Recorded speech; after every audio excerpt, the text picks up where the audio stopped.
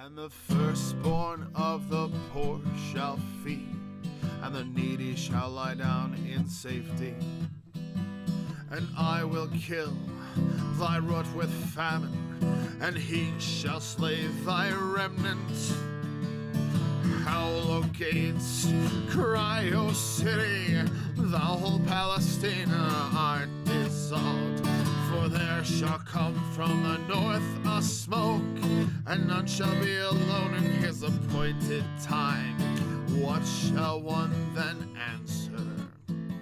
The messengers of the nations that the Lord hath found in Zion. Hello, good morning. Welcome to Line by Line Bible Studies, where we study the Bible line by line. That'd be funny to say that every time. Okay. I just feel like, whatever. All right, so we've been studying in chapter 14. Now, this we've gotten to verse 28. And, when I wrote a song for Isaiah 14 originally, I just stopped at verse 27. And so I had to later on do something for this, because it's an entirely separate idea. It's an entirely separate section. It probably deserves a separate chapter, but it's so short. And it's never been entirely clear what the chapters are supposed to represent. Yeah, I mean, like, what sort of division does that represent? It represents, I can tell you, it comes from much later people inserting their thoughts of how the scriptures should be divided. The problem is, there's nothing wrong with saying, like, I'm inserting my thought about how it should be divided. The problem is that when they did it, it became permanent or semi-permanent, or like in the case of King James only, where mistakes were made. Now, because people, and this is no fault of the translators, because people have assigned to the King James translation some sort of magical properties, or semi-magical properties, divine properties to that translation. Since they've assigned it that kind of a status, well, that means you've set your expectations pretty high, and then when you have something come along that is, there's no room for anything like, because it plays into that ignorant kind of fundamentalism that they would think that the chapter divisions are divinely inspired. And some people may even be offended at me suggesting they're not, because it's just an irrational set of, that's something they believe. What is going on here? I don't like that.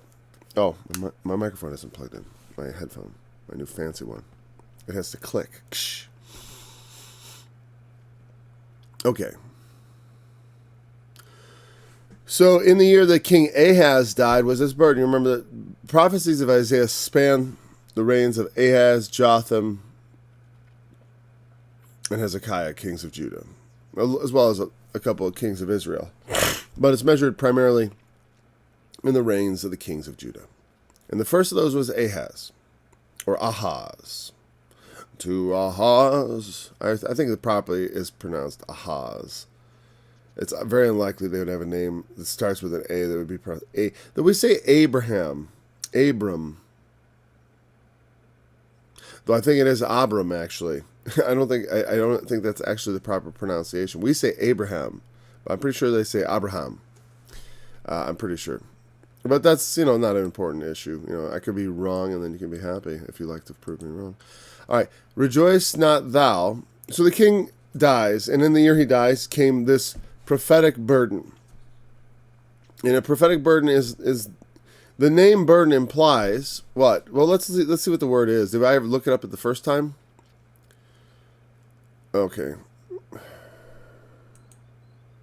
I just wish I had one button that did. I need to make up like a set of macros or something that would control this, so I can just click and go right to this instead of having to flip 3 windows just to get there.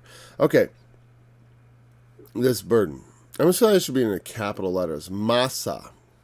M-A-S-S-A. Like massa. Massa. It's slang for master. No. But look, it's a load, a burden, a lifting, a bearing tribute. Tribute in the sense of taxes, that you can, idea of a burden, like we even say today, the tax burden, so it can refer to taxes. And also the word tax itself can refer to a burden, like it's taxing. Like this is a very taxing maneuver. And it wears me out. From Nasa, or it takes from me, a lot of whatever it is I'm expending, which is energy in that point. So if it's taxing to your energies or taxing to your mental state, it's obviously spending some of that. It's taking a percentage of that and taking it away. From Nasa, a burden, specifically tribute, or abstractly porterage, figuratively an utterance, chiefly a doom, especially singing. When I saw that the dooms were singing, I remember coming across the definition of this word. That's why I have the Doom of Babylon. Because I was like, because I was looking for passages that I thought were conducive to becoming songs. Because the whole Bible doesn't work as a song. It does, but it's like, not for me. Not the way I like to write songs. Or you can make it work. You can make anything into a song, I guess. But you can't make everything into a good song. Or let's say if there was one song that was appropriate for the scriptures, for a scripture. Like let's say Psalm 22, there's like an appropriate song for that. Or a collection of appropriate songs. And by appropriate, I mean songs that fit the words. Meaning, when it's singing sadly, the melody sounds sad. And when it sounds like the singing is happy, the melody is happy. I mean, that's the most basic way to say it, but the music should kind of support the words like that. You can just spew words into a melody. Our Father who art in heaven, hallowed be thy name. Thy kingdom come, thy will be done on earth as it is in heaven. And I don't know about you, but I don't find that particularly... It doesn't appeal to me. You know why? Because it's got totally the wrong melody for there is...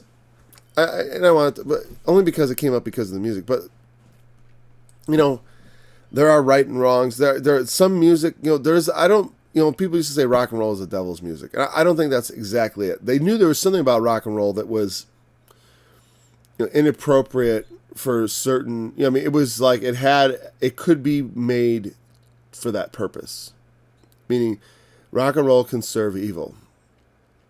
A lot of things can serve evil. But things like rock and roll is, or like a music style that sounds mechanistic or warlike. Like heavy metal sounds warlike. Well, that doesn't just belong to evil people. In righteousness, my God also doth judge and make war. That's why I use heavy metal for the book of Revelation, because it seems appropriate. And so there are appropriate melodies for the songs. And for a doom, you couldn't have something like, Mary had a little lamb, how art thou fallen from heaven, Lucifer, son of the morning, how art thou cut down to the ground, which didst weaken the nations. Just doesn't quite, doesn't that kind of spoil it? Doesn't it make it seem mundane and childish? I think it does. And a lot of times, and that's why when I go through the scriptures to make scripture songs, I try to make things that fit at least that fit.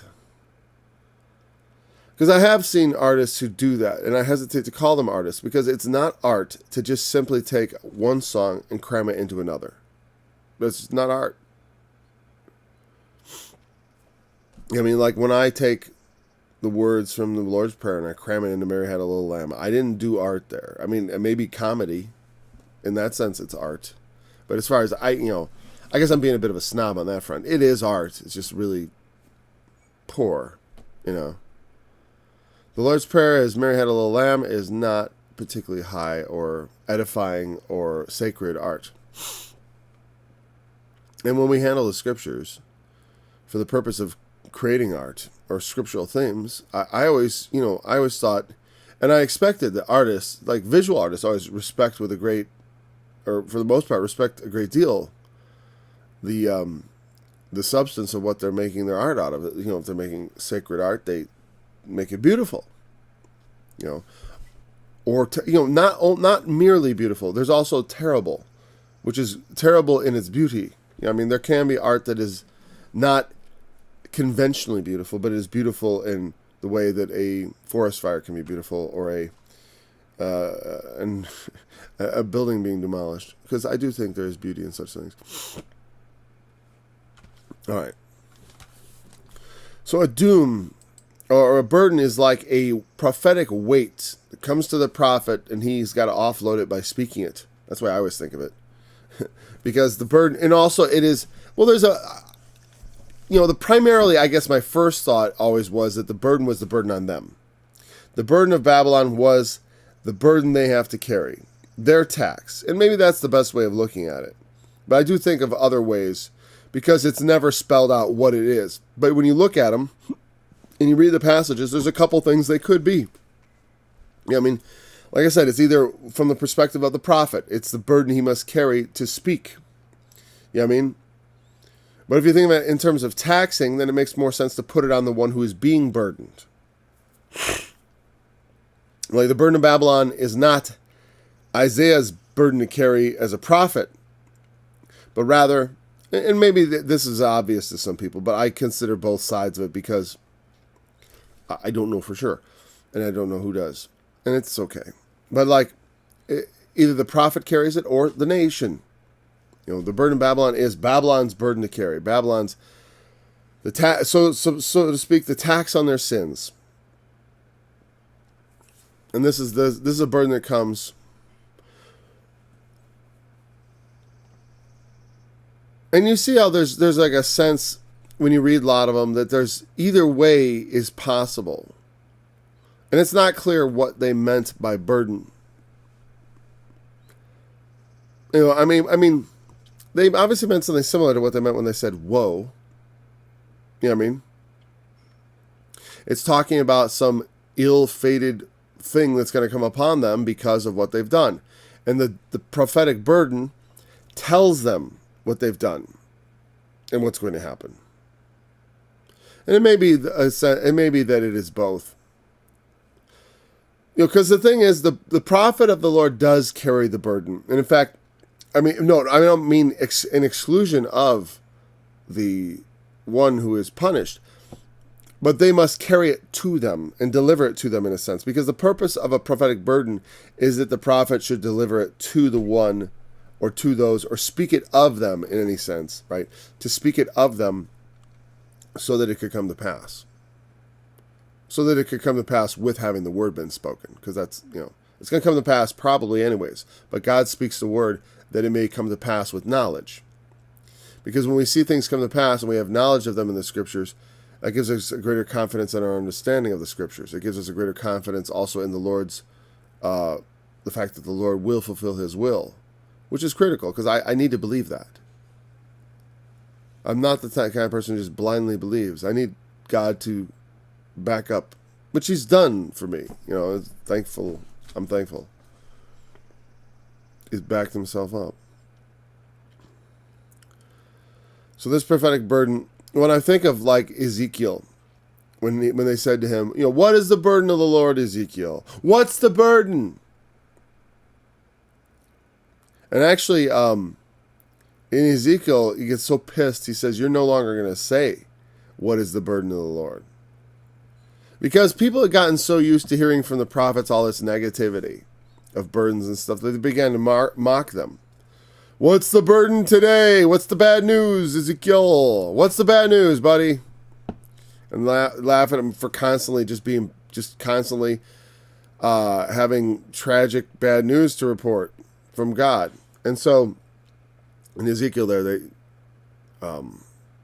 Lord is displeased concerning that, because they're not taking his burden seriously anymore.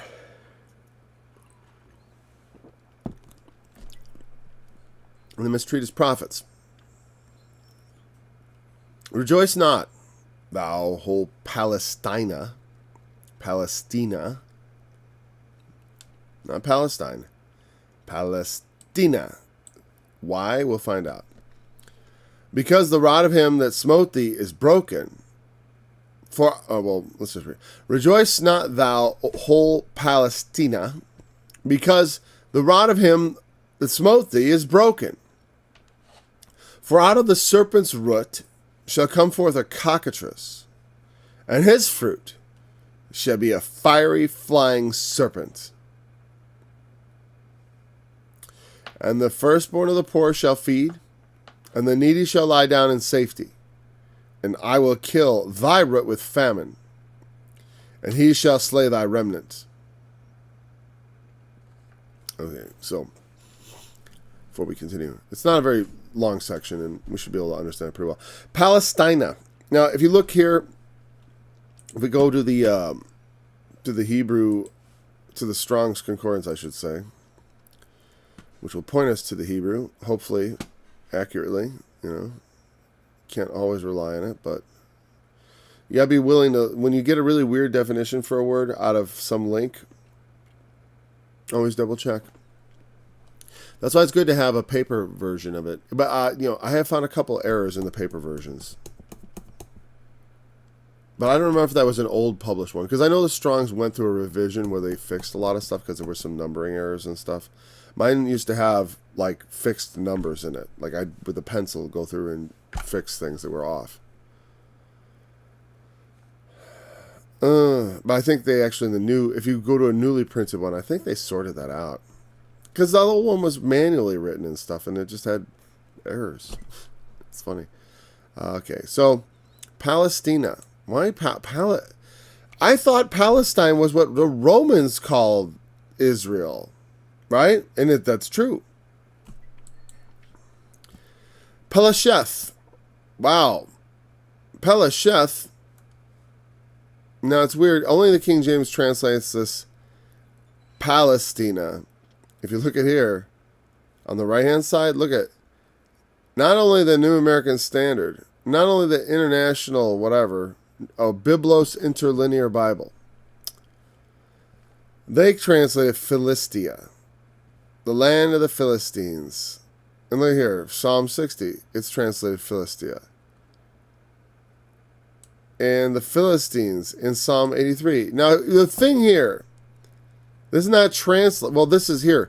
This Englishman's Concordance tells you every instance this word is used. And I think what this is this, because the thing is, the word Philistines occur, like, look at, right here, look at the right hand side here. In the Englishman's Concordance, we have Exodus 15, then it jumps to Psalm 60. And it only occurs 8 times in the whole Bible. Well, that's wrong, because the Philistines appear dozens of times. And that's because this is Pelasheth, the land of the Philistines, not whatever the word is for the Philistines. So actually, this here, in Psalm 83, wrong. Not the Philistines. Philistia. Again. And here again, King James Version, Psalm 87. Behold, Philistia. Philistia. Philistia. Oh, here they translate it. No, that's Isaiah 14 again. Palestina. All the coasts of Palestine. All the coasts of Palestine. That's from Joel chapter 3. That's interesting. The International Interlinear Version. What's with these translators? What's with them? Why would you suddenly, after every time, this INT version goes Philistia, Philistia, Philistia, Philistia, Philistia. They're doing so well. Philistia. And then they went Palestina? What? That's confusing. One, Palestina. I never heard of Palestina. Nobody's heard of Palestina. What is that? What's wrong with Palestine? Everyone knows Palestine. The thing is, though, it was the name the Romans gave the region. And I don't know if it's related to the Philistines at all. Is it related to the Philistines? If so, well, then that makes sense. Then Palestine is the proper translation of this passage. I don't know. I don't care. It does refer to that, because the thing is, the Philistines lived on the southwest to the southwest of Israel, or to the west of Israel, like the coast. They lived, they were right there in the Gaza Strip. That's what it sounded like to me when I heard it described, at least in part. The Philistines were descended from the who were they descended from? The sea people. The who were they? You know, the sea people. The who are the explorers of the ancient world in the Mediterranean in the Bronze Age? They were it's on the tip of my tongue, and I'm not giving it up. Who are those people? The Phoenicians? Is it the Phoenicians? Phoenician sailors? I'm going to leave it at Phoenicians. Could be wrong there. I thought it was the Phoenicians. I thought they were a Phoenician tribe. But Philistine sounds a lot like Phoenician, doesn't it? But they were a Greek, people descended from the Greek islands area who sailed in and settled on the coast of Israel.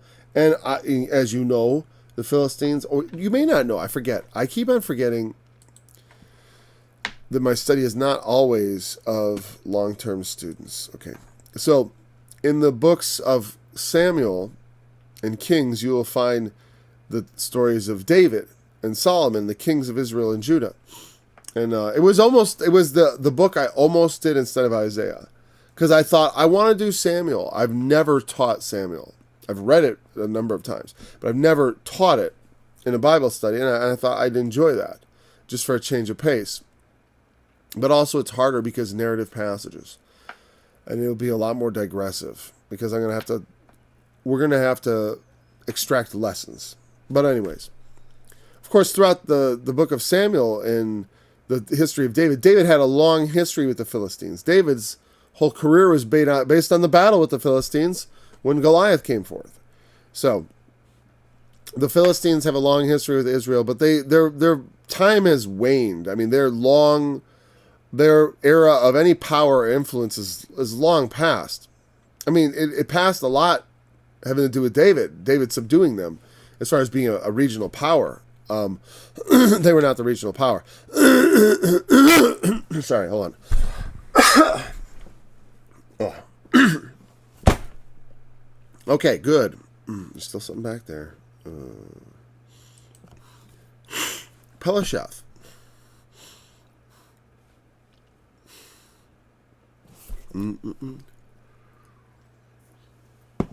Philistia. Yeah, the New American Standard Bible manages to get that translated Philistia every time. And all I would like to see from translators is a kind of consistency. I mean, not all I would like to see, but one thing I would like to see is a consistency. Especially on a word like that has no reason to be inconsistent. I know some words you have to be inconsistent because used in different contexts, if you translate them too literally, you can give the wrong impression.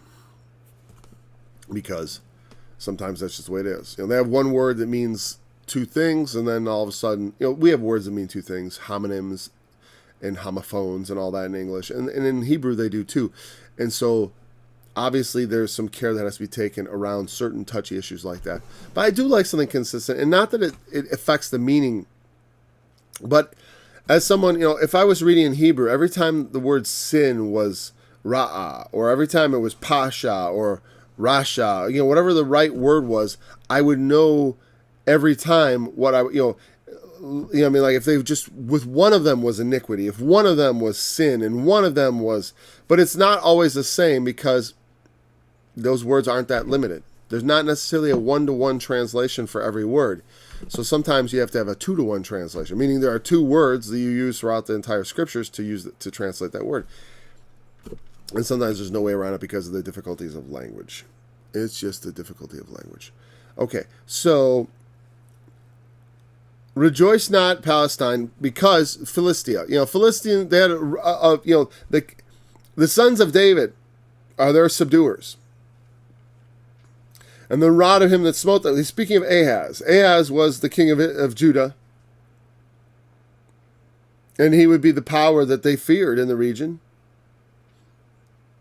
And obviously the rod of him that smote thee is broken. I mean, Ahaz, who was a powerful king whom they, let's say, respected as a force to be reckoned with, as a rod that could smite them or did smite them. I'm not sure about any battles between Ahab and the Philistines. They're not, or Ahaz, not Ahab. Ahab, bad king. Ahaz, good king. Mostly good.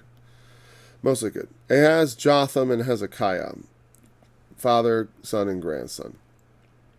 And that's important because it's about to be mentioned. The rod of him that smote thee is broken. He's died, and his power is no longer his. But for out of the serpent's root shall come forth a cockatrice. What's a cockatrice? Well, it's another kind of snake. And we can presume, by the way this is going, out of the serpent's root shall come forth a cockatrice, and his fruit shall be a fiery flying serpent. Obviously, we've scaled up. We've gone from a serpent to a cockatrice to a fiery flying serpent. And let's look at the Hebrew on that, because, we need to have some idea of what they mean. Or what is that, right? Cockatrice. I mean, I don't have any cockatrices locally. I think I have seen, I think there are, they have vipers and asps. There's different kinds of, I think cockatrice is actually another kind of like little family of snake. Or maybe that's an informal title. It's funny because we read the cockatrice den, right? Well, finally, I don't know any snake by that name, but it's from an unused root meaning to extrude. Apparently, according to this, it's translated adder or cockatrice, but here it says a viper, as thrusting out the tongue. It's from an unused root meaning to extrude, a viper as thrusting out the tongue, that is hissing. Honestly, I think if it's coming from the idea of extrusion, I would think of you're talking a viper. I think about their fangs. You ever see the way the fangs get extruded? We're not talking their tongue coming out. It's the fangs coming out we're worried about. It's funny, I read the word cockatrice in chapter 11, right? Not too long. Let's see, here it is. This word also occurred in 11, and we saw it, and we'll see it again in chapter 59. But it's funny to me, I never even said, cockatrice, what is that? I didn't even mention that it was a snake. I assumed everyone knew. I forgot, though, in English, I never learned that word. I learned that word in the Bible. There are a lot of English words I didn't learn in school, I learned in the Bible. And the thing is, when you teach the Bible, be careful to remember that you have special knowledge. And like I said, it's you can't just say, as we all know in the book of Samuel, it's all about David. Even Christians may not remember that. Like if I said, what's the book of Ruth about? Are people going to be like, well, that's Ruth. Ruth, well, she married Boaz, and Boaz was the father of Jesse, who was the father of David, the king of Israel. The whole shaboodle. That's why Ruth is in the Bible. Why is this story about this woman even important? She had a baby. Well, because, and that's part of knowing what's in the scriptures. Well, you shouldn't assume as a teacher the archaic words if you're using the King James. I mean, look at in the New American Standard, they went viper's den. If I said viper, everyone would know exactly what I was talking about. But some people might not know what a cockatrice is, or know that it refers to a snake. All right, it does refer to a snake. What particular kind? Unknown. But let me put it this way: definitely venomous. Now we didn't look at serpent. It's probably nachash. Nachash, it is, which is the good old word for serpent. It's the same word used for serpent in the and this is this right here. That letter is the Hebrew letter that you say nachash. I'm probably overdoing it. As you can see here, they put the KH. Chosh. I should start off my mornings saying that word until my throat is clear. So that's the normal word for serpent. And the word comes from the idea of shining. A snake from its hiss. Nachash. I thought it came from nachash. That's funny. I was told as shining, not shining. A primitive root to practice divination, observe signs. That's weird. Maybe I got the wrong word.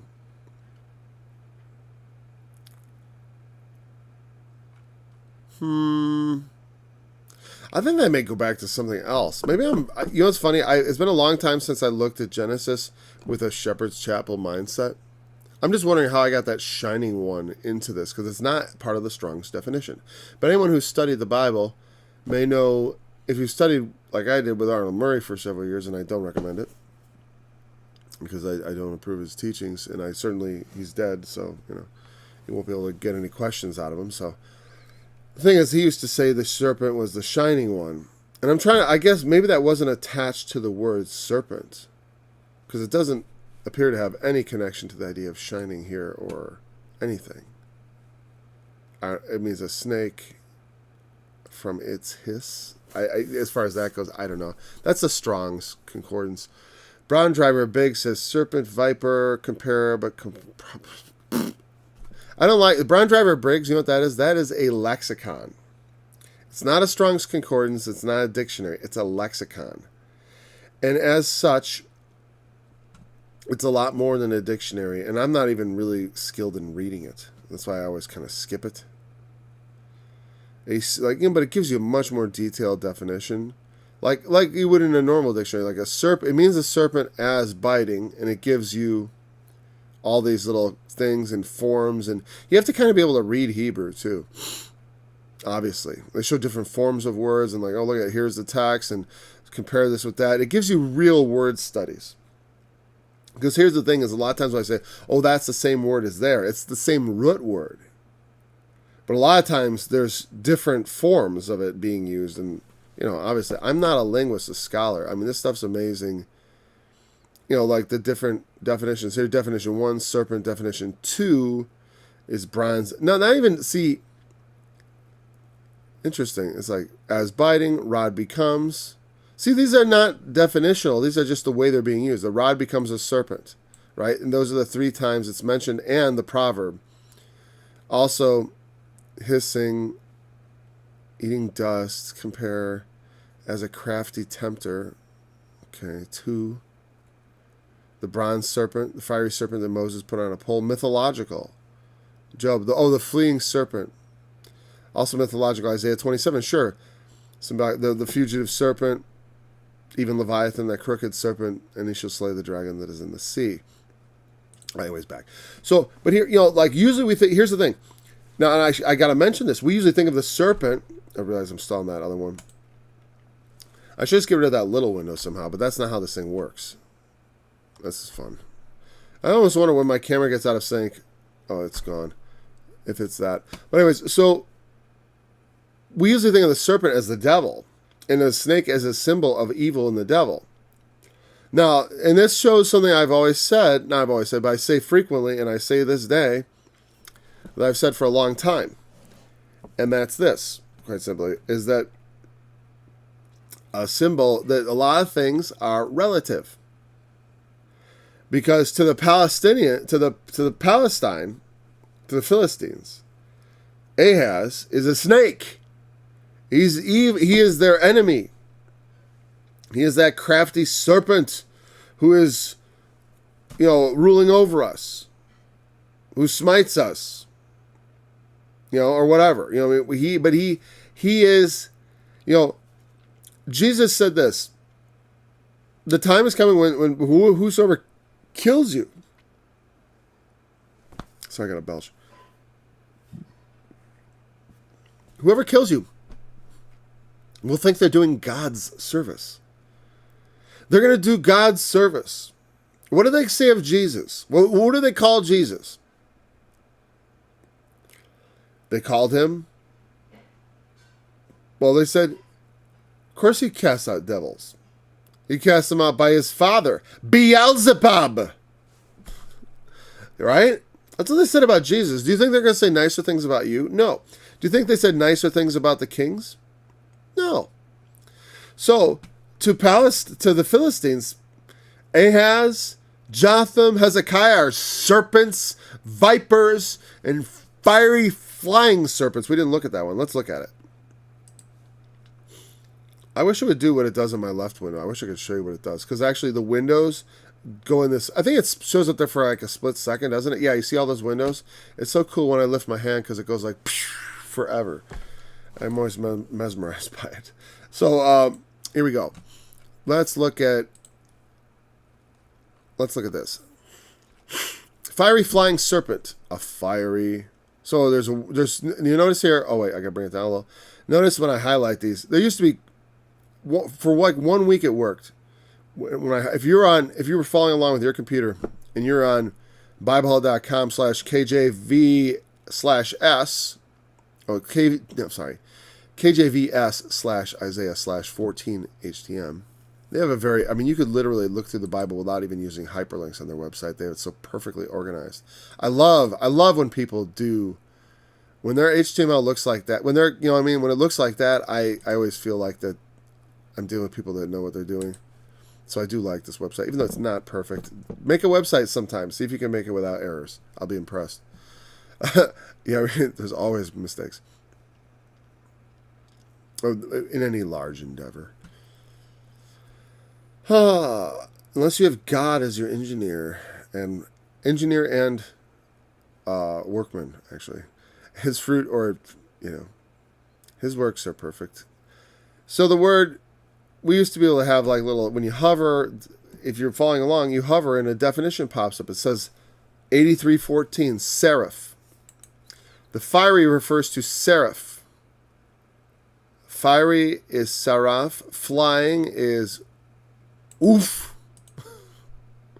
And serpent is seraph. So wait a second. I want to know, because that's one word, flying serpent. So does it have a seraph da seraph? Since these words are the same, am I looking at one word? This can't tell me that. So you know what I have to do if I want to know that for sure? If the word seraph occurs twice in that clause, or if it's just a byproduct of the King James having split it into two clauses. They took one word, fiery serpent, and it might have had the word flying fiery serpent, right? And fiery serpent is one word and firing is another word. Well, they're going to translate it into more English words from Hebrew. So they're going to be like, okay, and they put the flying in the middle. So now you have words that are translated on either side from one word into multiple words. And that's the problem with translations. But I want to find an interlinear version. So the INT, which I thought was some sort of international version, is some sort of interlinear. But I don't see it here. Strong's. Strong. I want to enter. Let's look up here. No Bible. Okay, we're going to find it here. Let's find. Where is the faithful version? Alphabetical listing. Oh, that's alphabetical. Okay, good. But I don't know the proper title. Commentaries, Hebrew, interlinear verses. Let's try that.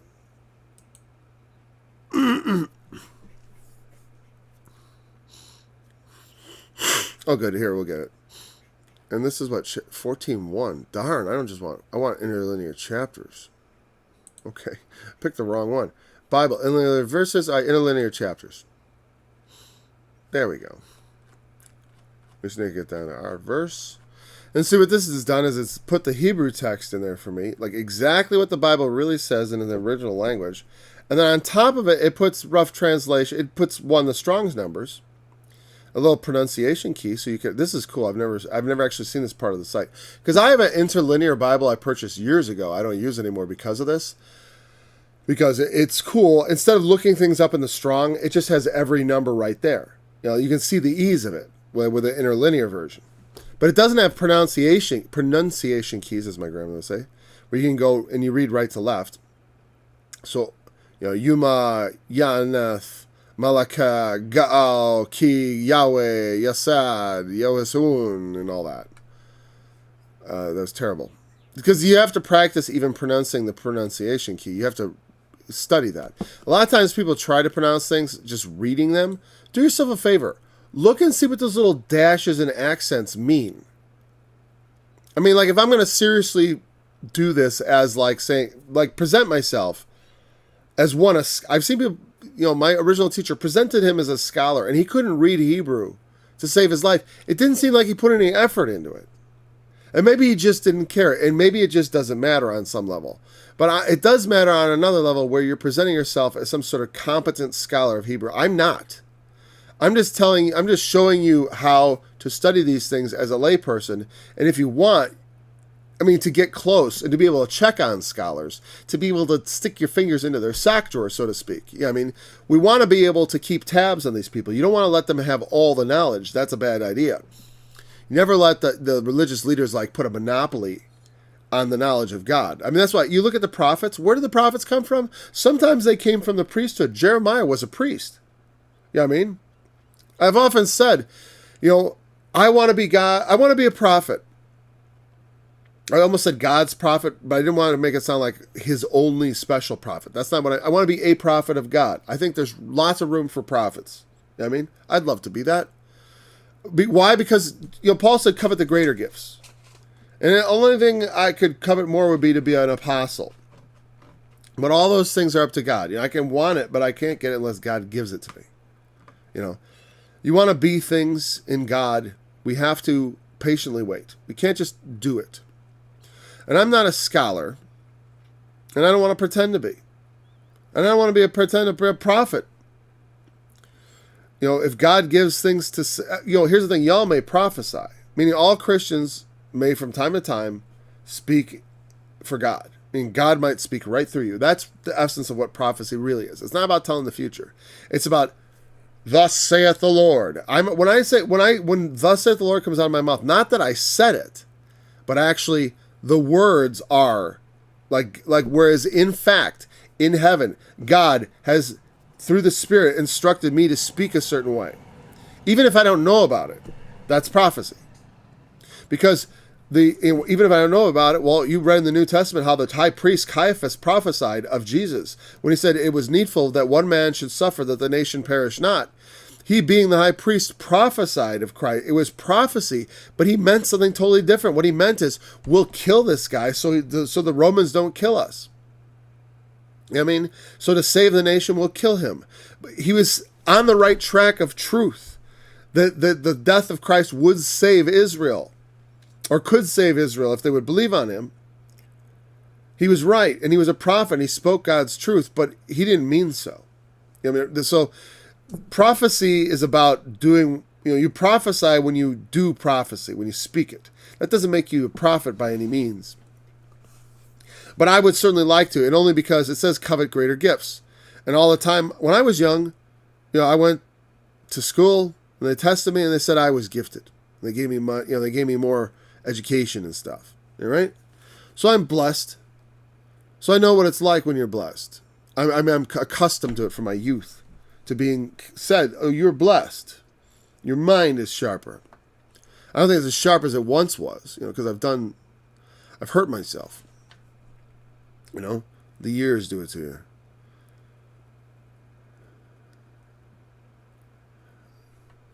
So we were talking about the fiery flying serpent. And as you can see, and there's only one word seraph here. Right there.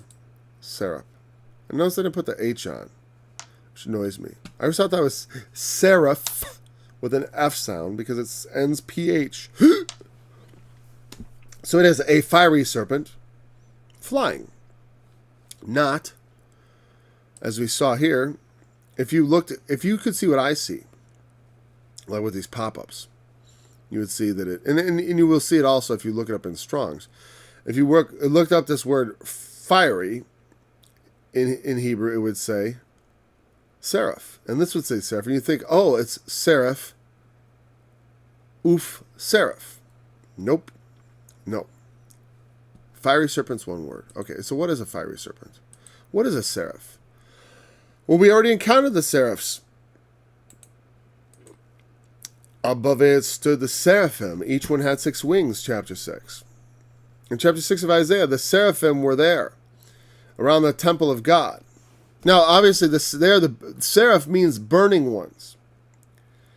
And that's the, is this seraph? Sepha? Seraph. The reason I had that up, no, I didn't. I don't know what Sappho was up. I'm flying. I want that. Okay, we have seraph. Definition, fiery serpent. It's always been that. It means from saraf, which means burning. That is figuratively a poisonous serpent because of the burning of the venom. So a fiery serpent is a poisonous snake. Interestingly, that the angels that were, or the let's say the living creatures, the beings who were about the throne of God, and they appear to be angels. They had wings. We think of them as angels. We could do a whole study just on the nature of angels because, and we probably should at some point, because just for people are always curious. I remember when I was a kid, my dad had a book on his shelf called Angels, God's Secret Agents by Billy Graham. It was just on the bookshelf. And he had a bunch of religious texts, along with a Strong's Concordance and, a lot of things. Anyways, so the seraph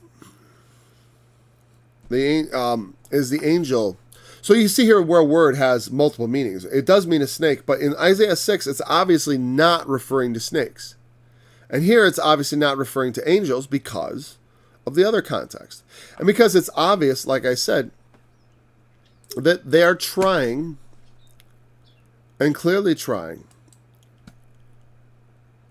Well, this is given from the perspective of the Philistines, who see Ahaz as a serpent. And his son, it's like, oh, you think Ahaz is a serpent? Well, let me tell you something. You think he's the devil, basically. You think Ahaz is the devil incarnate? Like you thought Jesus was the son of Beelzebub. Wait till you get a load of me. It's kind of the attitude here. Wait till you get a load of his son. Wait till you get a load of his grandson. You thought the old man was a serpent. Wait till you see the son. He is a cockatrice. And his son is a fiery serpent that flies. A flying snake. Like a dragon. I was going to look up that fly. I was just curious. Yeah, it means to fly. Oof. Is the Hebrew word for to fly. And it can mean other things beyond that. I mean, I could look it up here. Oh, boy. It means fly of birds. It can also mean he did ride upon a cherub and did fly. I know they're looking from the Psalms. Hover, to fly away, to distance, figuratively to flee. Yeah. And it means in many general applications to fly. There's no... Oh, interesting. Interesting. I sometimes I marvel. I want to show you something because Dr. Strong. I don't know why. Maybe I'm just an arrogant idiot, or I don't know. Because I look at this and I'm like, because I guess I feel like I have a gift with language, somewhat. I don't mean like a perfect gift or like I'm a friggin' prodigy or anything. I can tell you this. When I took my ACT for college, when it came to the reading comprehension section, I got a perfect score. That doesn't mean I have perfect comprehension. It just means on the test I did. Because the test was easy, I thought. The Bible is difficult, and I do understand it probably better than the average bear. But, everyone's got their limits. And of course, it doesn't matter how smart you are. Because if God doesn't reveal it to you, you ain't going to understand. But it's helpful to have gifts because they help others who see to understand and to make it clear. And also God has just made it so that he wants to send prophets. That's part of what his program is, to send his teachers and prophets, that we should do things, that we should grow together as a family, of believers and all that. And there's different roles and different gifts, right? But this just bugs me when he says a primitive root, to cover. That's what the word comes from. This fly. With wings or obscurity, hence as denominative from oof, to fly. By implication of dimness, to faint, from the darkness of swooning. I don't know if I buy that. I guess I thought if you were going to talk about that it can mean dimness or to faint. I'm sorry, if it can mean also to fly means to faint, because fly comes from the idea of covering, hence dimness. I don't know. I mean, it could also mean to cover ground or do, yeah, I mean, like it could imply a lot of things. Implication of dimness. How about by implication of leaving? Meaning like to fly away. Like when someone faints, they're not there. I don't know. I just thought that whatever. I'm not a scholar, and who am I to criticize? It's probably foolish of me. Okay, let's go back.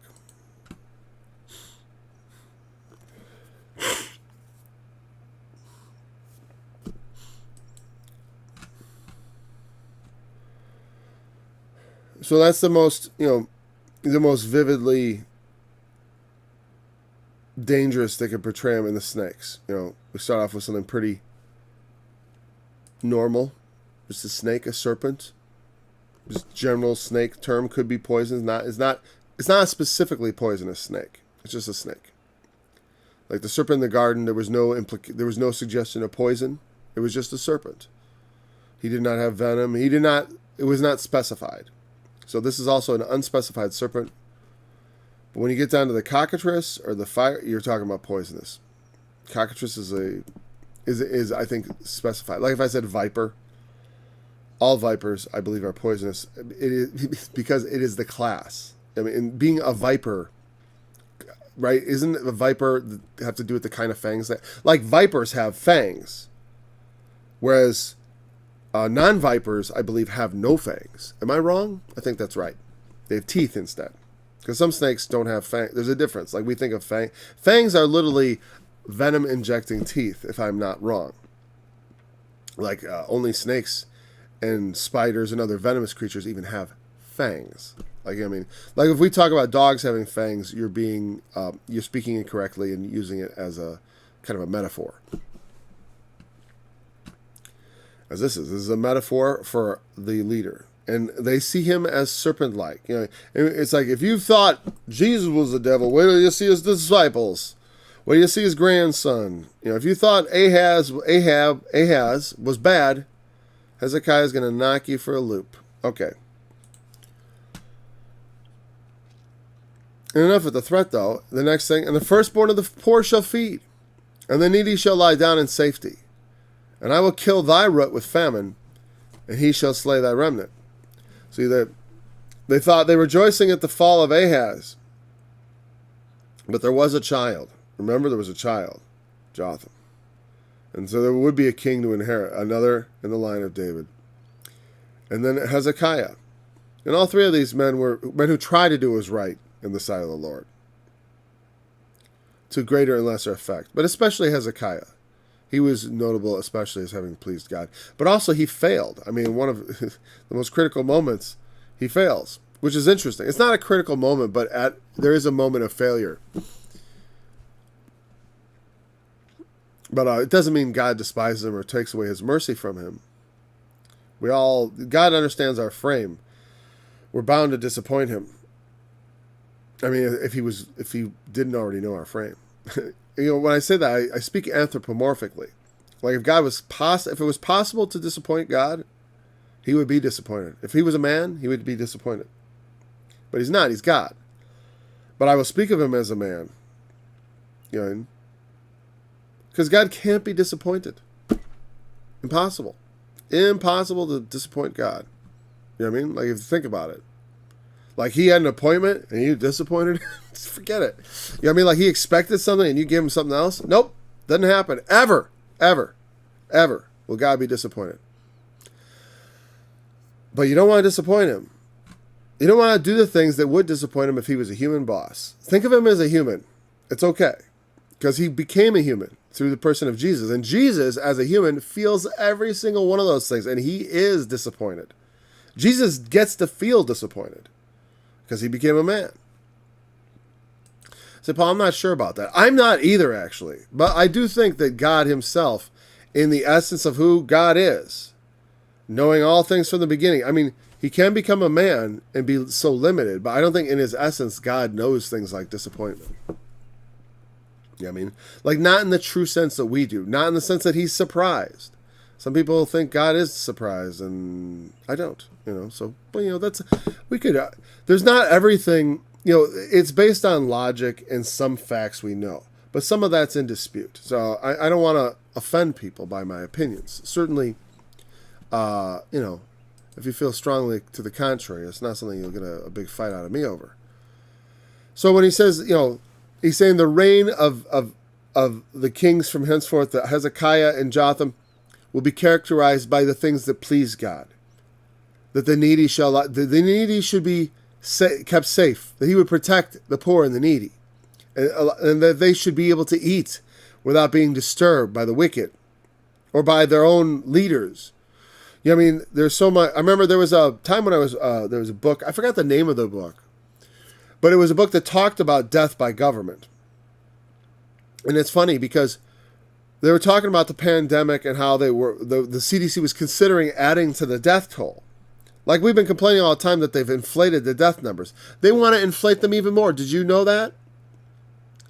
They want to add 400,000 deaths to the 500,000 or so that died supposedly from COVID.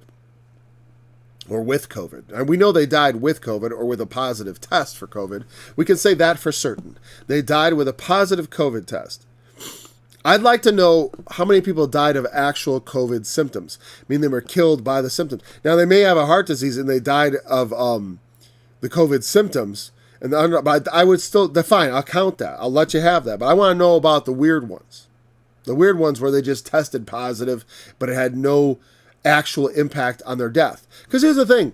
If you have heart disease or cancer or whatever, and then you get COVID and it kills you, yes, the cancer is primarily responsible, but the COVID did knock you at the final.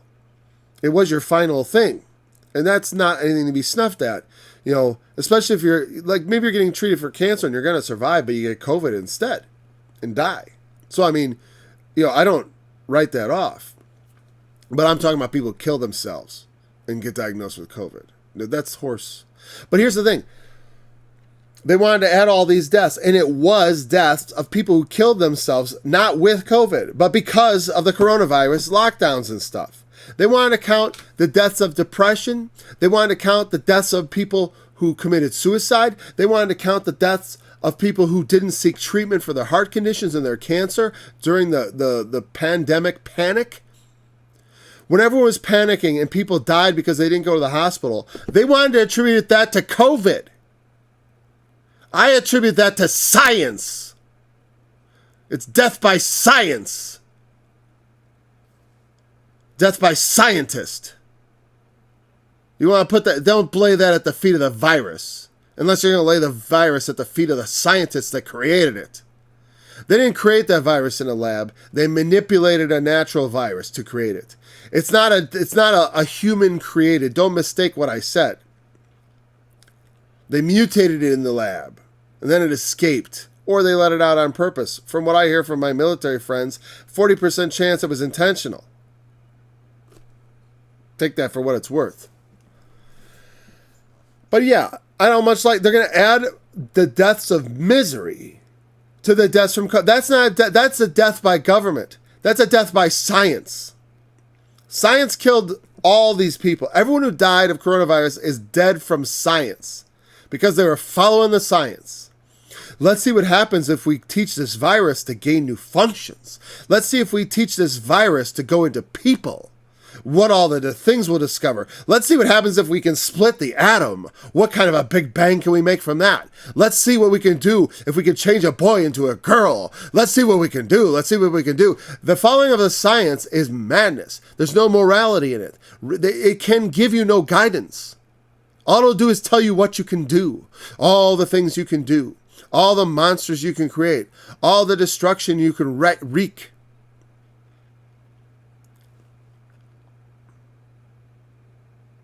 Death by science is what it is. Not death by corona. The needy and the poor can't lay down in safety because the government's out to get them. But when the government's right, because that's the problem. It's like the princes that rule over them rob them. Even right now, man, the government is robbing us and our future. You know what they did? Here's what the government did to you. They just took $100,000 of your future earnings.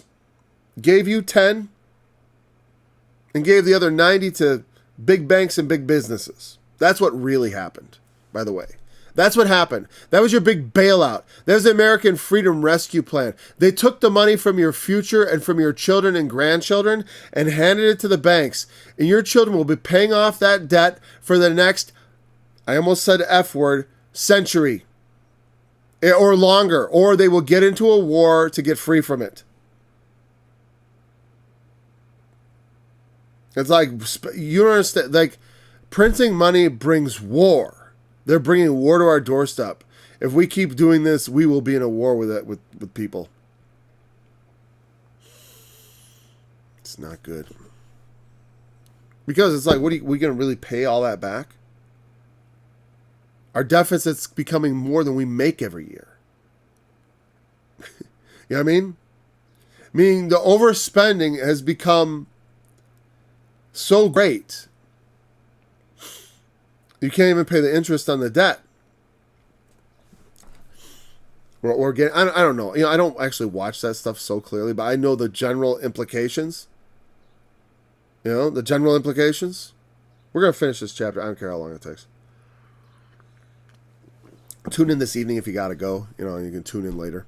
I notice people, I'm glad, I love it. I see that, I haven't checked in a while. I don't check in weeks. I don't watch views. Afterwards, I always see like, well, the live stream has 3 or 4 viewers. Great. I only need 1, so that's cool. I'm above the safety. If it's a 0, I have trouble keep going. You know what I mean? I'd have trouble keeping going with a 0, but we've already secured the 1 viewer. All right. You can pick this up later if you want. You know, of course. That's always an option, right? Right. I got to tell you that. No, you can't go to work. You must stay. God wants you to stay. He doesn't want you to go to work. I'm kidding. Okay. The firstborn of the poor shall feed, and the needy shall lie down in safety, and I will kill thy root with famine, and he shall slay thy ram. And can't you put this on your phone and just listen in the car? Isn't that great? Isn't that cool? Remember the days when you couldn't do stuff like that? I remember like videotaping Arnold Murray and watching the videotapes, and I could not take them in my car. Right. So the firstborn of the poor, you know, when you have a just government, it doesn't mean they're feeding the poor. The point is the poor can feed without people messing with them. You know what I mean? I got to tell you, I'm poor. And I'll tell you what, I pay a lot of taxes. You consider the fact, like, I looked at my taxes recently. I almost want to tell you the numbers. And then tell you how much tax I pay. Let me tell you this. At my poverty level, I still pay, almost 20% in taxes. Well, not 20. Well, 15. About 15, isn't it? Well, whatever. And of course, it's because self-employment tax. But that's not the end of it. It's like every car I got, state of Illinois wants like, I forgot. They raised the fee. It's like $150 to register a car now, or $200. I forgot. It went from $100 to a lot more, and I think it's like $200 now. That's a tax on the poor. You know, because every poor sob's got a car in Illinois, and maybe not much else. You know, but you need a car. Oh, they get you for that. There's a lot of other things they get you for. You know. Every time you go to the stores, taxes. The poor do pay the most tax. Not because what they always talk about income taxes. Yes, the rich pay the most income taxes. True. But as a percentage of my income, I pay the most taxes. I dare anyone. Unless you make less money than me, you don't pay as much taxes as I do. I bet it. I would bet it. And I mean overall. Unless you're in that because I know no one making in those upper brackets, because we do have a progressive tax system as far as income tax, and I don't recommend any tax system as far as I have no idea how we should fix that. I'm just saying. And that was a bit of a hyperbole. I know some people pay more and other people pay less, but it's like if I take all the taxes I pay, it's like the idea that the poor people don't pay taxes in this country is ridiculous. It always ticks me off because I'm kind of conservative and mostly libertarian.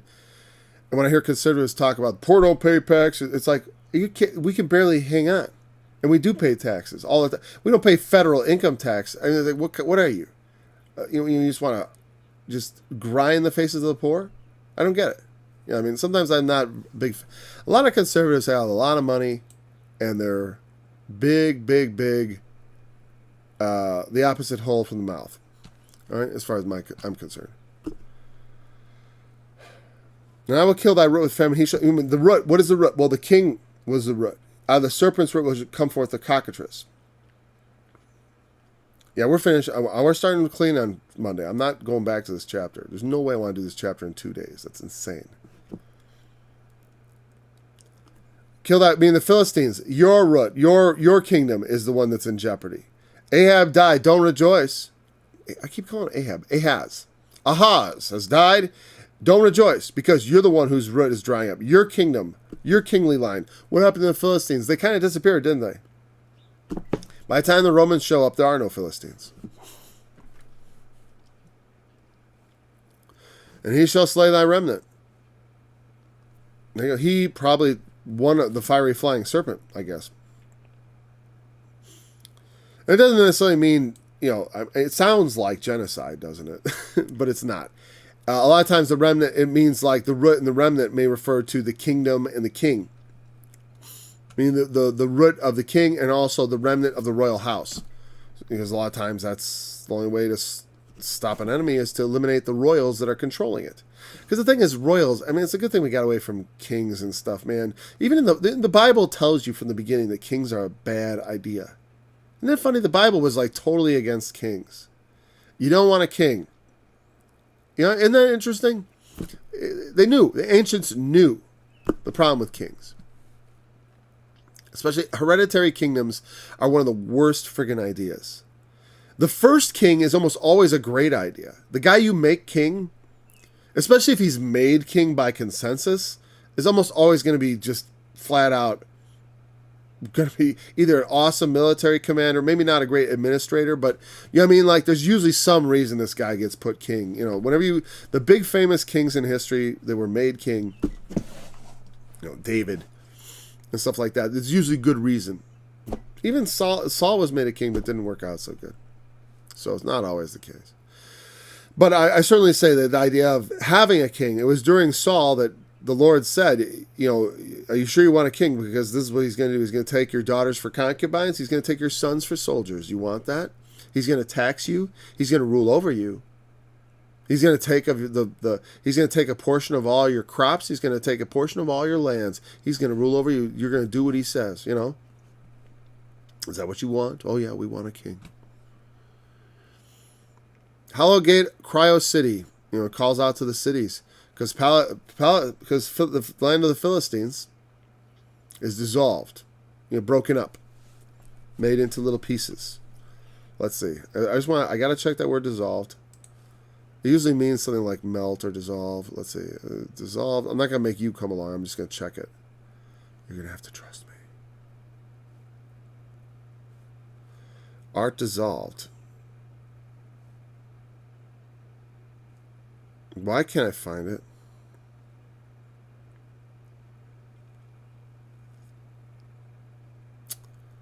Oh, there it is. Sorry, I just lost track of the word. I couldn't find it. Moog, to melt. Yeah, the word to melt, dissolve. And then, when it talks about the mountains melting, I always think of like hot lava or run down. Or if they have the idea of the mountains melting like wax, like literally coming down. But it does have the idea of the dissolution of things, the melting of things. The dissolution refers to the, if we dissolve the government, the dissolution of a partnership, the dissolution of a corporation. What I'm talking about. For there shall come from the north of smoke. And the smoke from the north, again, probably referring to the Assyrians. Or the Babylonians, because if you live in the land of Philistia, the invasions will come from the north. Yeah, especially from so the north. When you see smoke in the north, potential trouble. They look in the north, they see burning cities. Is what the implication. There's obviously some sort of subtle hint here. There shall come from the north a smoke, and none shall be alone in his appointed times. I don't think that that usually sounds like a comfort, doesn't it? You won't be alone. But what I think it means is, in this sense, is you won't be punished alone. The time of your appointed punishment is coming. And it's not going to be we're just going to single out, oh, it's just Bill. No, it's not just Bill. It's Bill, John, Tom, Fred, and George. All of you. You know what I mean? But it's just Bill's fault, man. Just Bill. It's just Satan. Blame Satan, not me. Blame my preacher. He told me to do it. He told me that was the way. Blame my preacher. Him alone. It's just that one guy. It's his fault. He led us astray.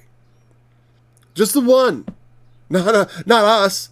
We're not with you. No, you're all going down together. In fact, right? Didn't we see a similar theme earlier? Remember? Oh, instead of using a scroll mouse, bam! We'll go right to chapter 1. Boom. And the strong shall be his toe, and the maker of it as a spark, and they shall both burn together. See, they shall both burn together, and none shall quench them. This idea. None shall be alone in his appointed time. The judgment is for everybody.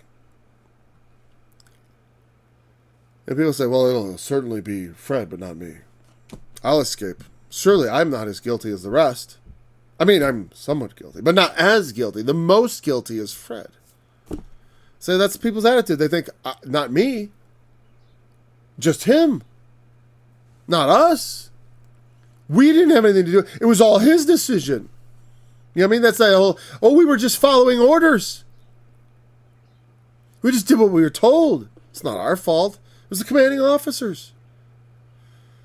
You know, I mean, we had no choice but to put bullets in the back of the heads of all those civilians and women and children. So we had to do it. Just punish him? No. All of you get punished. You all bear responsibility. So I said during the, I saw it. It is deep in our people. I'll tell you what, guys. Be terrified. You live in a land of people who have no spine, who have no courage, who probably are willing to see you killed. For any reason that's good enough will do. I'm telling you, that's the way I judge them. I look at it, I'm like, it would just take a little bit of a push. We're so decadent. We're so wicked that it doesn't, I don't think there's much there. I don't think there is much, the people that we have the spirit to fight for freedom. They have the spirit to, I don't know. I want to inspire it. That's why I'm writing the music I'm working on. There's a song I've been working on. I want people to fight for freedom. I do. I want to inspire it. But I look around me. I see some individuals, of course. But the whole, we need the people to rise up. They're not rising. And the truth is, when it's worse, it's not going to be better. So if you were grieved at all this past year, you ain't seen nothing yet. You ain't seen nothing. That's just a taste. That gives you a very depressing sample of how people will react to authoritarianism. Americans are no longer free. I'm free, but most Americans aren't. They have chains. They have invisible chains that they've already shackled themselves to. They are enslaved. They have suffered themselves to be enslaved. They've suffered themselves. They've begged to be in chains. Take care of us. Take our freedoms. Take our rights. Just do it. Just save us. I don't consent to any such thing.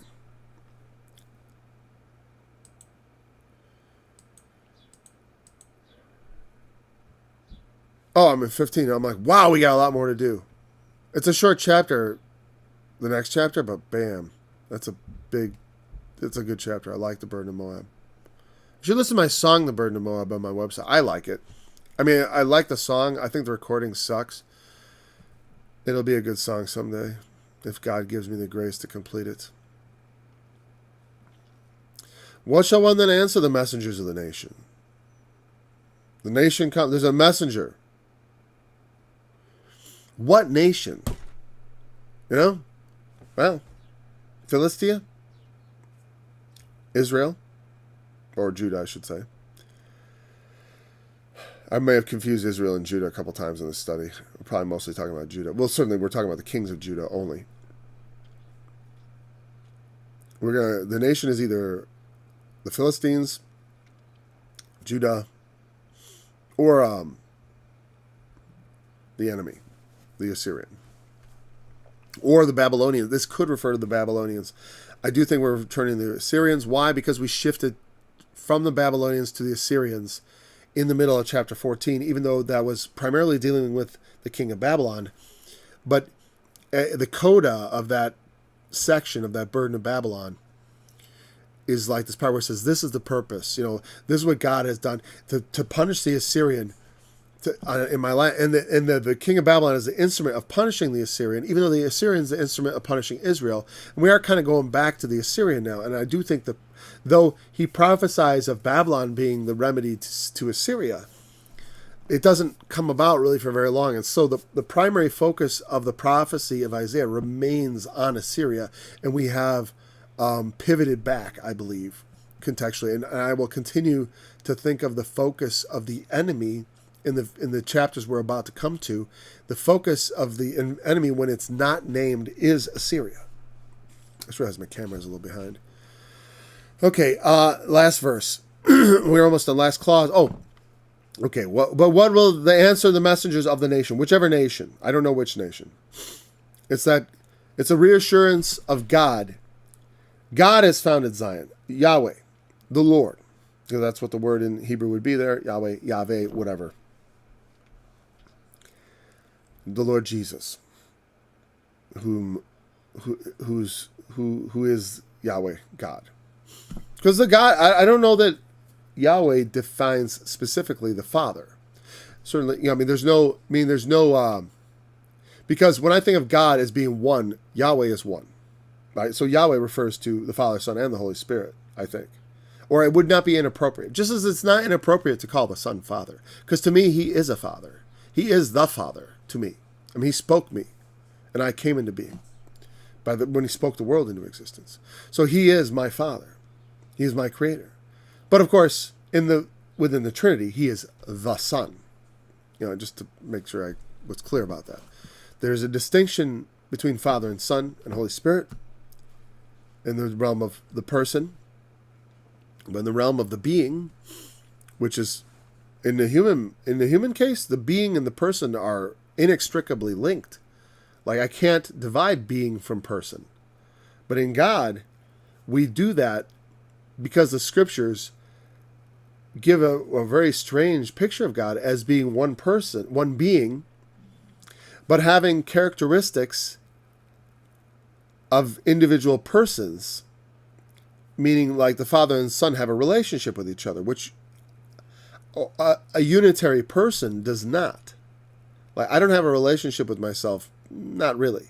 Not as two external people would, but the Father and the Son do. And the Holy Spirit also is the same kind of relationship between each of them. But the three are one. And this is what we believe as Christians. And it is a little bit complicated, and it is a little bit, people sometimes don't like it.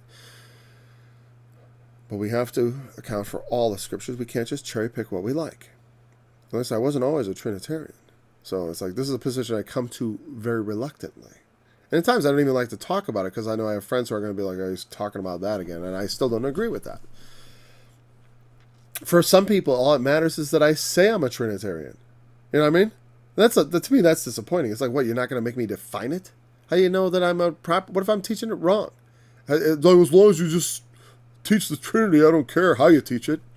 Well, that's you know what I mean? That's then Arnold Murray, he's a Trinitarian.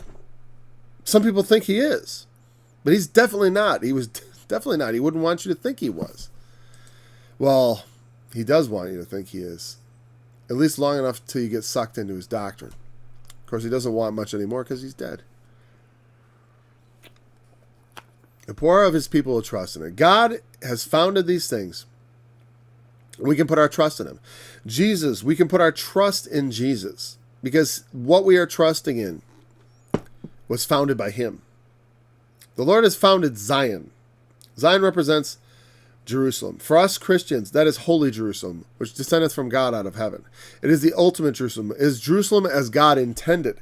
It is Jerusalem as God does promise. It's Jerusalem as God would have it. Not Jerusalem as it has been. I mean, because as it has been, he describes it in Ezekiel. You were like an unclean birth with an uncut navel. That's how I found you, in the wilderness.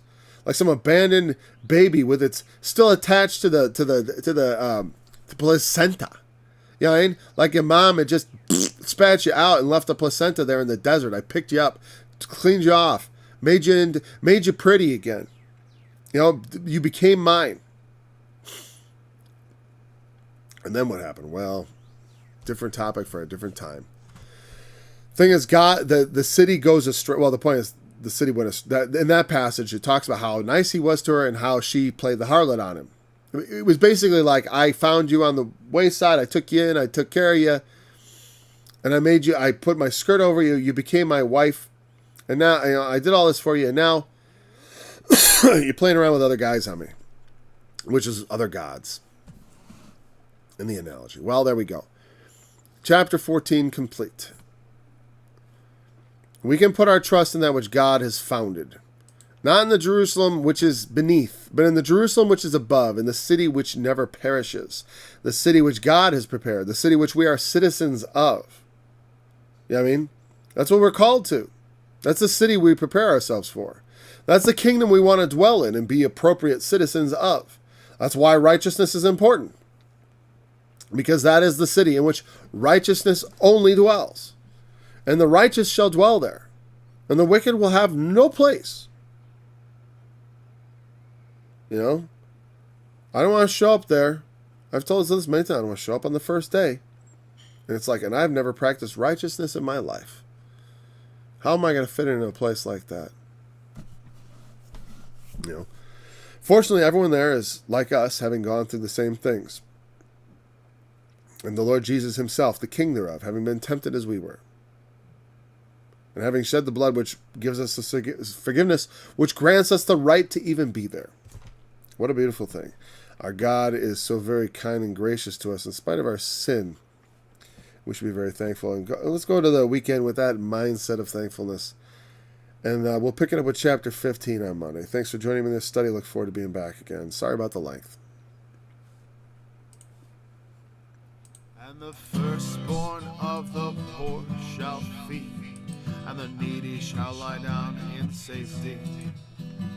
And I will kill thy root with famine, and he shall slay thy remnant. Howl, O gates, cry, O city, thou whole Palestina art dissolved. For there shall come from the north a smoke, and none shall be alone in his appointed time. What shall one then answer?